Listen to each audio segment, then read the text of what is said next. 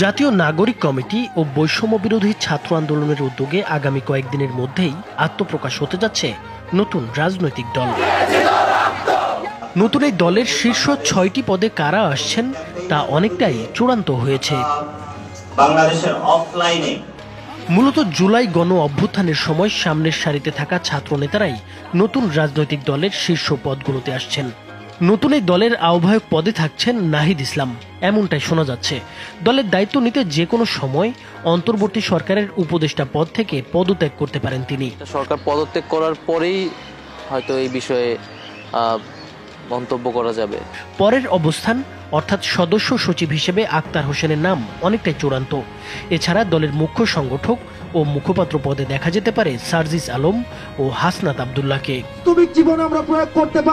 দলের সাংগঠনিক কাঠামোতে সমঝোতার ভিত্তিতে নতুন দুটি পদ সৃষ্টি করা হয়েছে বলে জানা গেছে। এই দুটি পদের মধ্যে জ্যেষ্ঠ যুগ্ম আহ্বায়ক পদে দেখা যেতে পারে ঢাকা বিশ্ববিদ্যালয় শাখার সাবেক শিবির সভাপতি আলী আহসান জোনায়েদকে, আর দলের জ্যেষ্ঠ যুগ্ম সদস্য সচিব পদে আসতে পারেন জাতীয় নাগরিক কমিটির বর্তমান আহ্বায়ক নাসির উদ্দিন পাটোয়ারি। এছাড়া নতুন এই দলের শীর্ষ ৬টি পদের বাইরে গুরুত্বপূর্ণ পদ পেতে পারেন জাতীয় নাগরিক কমিটির মুখপাত্র সামান্থা শারমিন, যুগ্ম আহ্বায়ক সারোয়ার তুষার, তাসনিম জারা ও আরিফুল ইসলাম আদিব, যুগ্ম সদস্য সচিব অনিক রায়, মাহবুব আলম ও অলিক মৃ। এছাড়া বৈষম্য বিরোধী ছাত্র আন্দোলনের মুখ্য সংগঠক আব্দুল হান্নান মাসুদকেও দলের গুরুত্বপূর্ণ পদে দেখা যেতে পারে। বেসিক থিম হবে স্টুডেন্ট ফার্স্ট এবং বাংলাদেশ ফার্স্ট। চলতি সপ্তাহে বৈষম্য বিরোধী ছাত্র আন্দোলনের সাবেক সমন্বয়কদের উদ্যোগে নতুন একটি ছাত্র সংগঠনও আত্মপ্রকাশ করতে যাচ্ছে। অনেকে এই সংগঠনকে নতুন রাজনৈতিক দলের ছাত্র সংগঠন হিসেবে দেখছেন। তবে সংগঠনটির সঙ্গে সংশ্লিষ্ট সমন্বয়কদের বক্তব্য, তারা দলীয় লেজুর বৃত্তির বাইরে থেকে স্বতন্ত্রভাবে কাজ করতে চান। নতুন ছাত্র সংগঠনের কেন্দ্রীয় কমিটির শীর্ষ দুটি পদে দায়িত্ব নিতে পারেন বৈষম্য বিরোধী ছাত্র আন্দোলনের সাবেক দুই সমন্বয়ক আবু বাকের মজুমদার ও জাহিদ আহসান। চলতি সপ্তাহে দলের আত্মপ্রকাশের কথা থাকলেও এখনও দলের নাম ও ঘোষণাপত্র চূড়ান্ত হয়নি। নাগরিক কমিটির পক্ষ থেকে জানানো হয়েছে, অনলাইন ও অফলাইনে মতামত নিয়ে প্রায় ৩ লাখ প্রস্তাব পেয়েছেন তারা। যুগ্ম আহ্বায়ক আরিফুল ইসলাম আদিব জানান, নামের বিষয়ে সিদ্ধান্ত হয়নি, ঘোষণাপত্র তৈরির কাজ চলছে।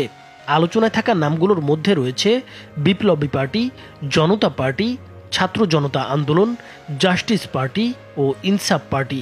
তবে চূড়ান্ত নাম দলের আত্মপ্রকাশের দিন ঘোষণা করা হবে। দলটির একাধিক শীর্ষ নেতা জানিয়েছেন, এবার জাতীয় সংসদ নির্বাচনে অন্তত ১০০টি আসন এবং পরবর্তী জাতীয় সংসদ নির্বাচনে ক্ষমতায় আসার টার্গেট নিয়েই নতুন এই রাজনৈতিক দলের যাত্রা শুরু করতে চান তারা। জাতীয় নাগরিক কমিটিতে বিভিন্ন মতাদর্শের সাবেক ছাত্র নেতারা থাকলেও ইসলামী ছাত্র শিবিরের সাবেক নেতাদের একটি অংশ বেশ সক্রিয়। তারা নতুন দলের সদস্য সচিব পদে পছন্দের নেতাকে চাইছেন। ফেব্রুয়ারির দ্বিতীয় সপ্তাহে শিবিরের সাবেক নেতা ও নাগরিক কমিটির সহ মুখপাত্র আরিফিন মোহাম্মদ হিজবুল্লাহ বিষয়টি সামনে আনেন এবং সদস্য সচিব আক্তার হোসেনের সঙ্গে আলোচনা করেন। বিষয়টি নিয়ে নাগরিক কমিটিতে মতবিরোধ দেখা দেয়। জুলাই গণ অভ্যুত্থানে নিজেদের ভূমিকা তুলে ধরতে শিবিরের সাবেক নেতারা ফেসবুকে পোস্ট দিতে থাকলে বিতর্ক সৃষ্টি হয়। এ নিয়ে অন্তর্বর্তী সরকারের উপদেষ্টা আসিফ মাহমুদ সজীব ভূঁইয়া এবং ছাত্র আন্দোলনের মুখ্য সংগঠক আব্দুল হান্নান মাসুদ ফেসবুক পোস্টের মাধ্যমে জানান, অবদান তুলে ধরতে গিয়ে কেউ যাতে গণ অভ্যুত্থানের ইতিহাস বিকৃত না করেন। নাগরিক কমিটির এক শীর্ষ নেতা জানান, নতুন রাজনৈতিক দলে সবাইকে নিয়ে এগোনোর নীতিতে শীর্ষ পদগুলোতে বোঝাপড়া হয়েছে। নাইমুর হোসেন, মাছরাঙা টেলিভিশন।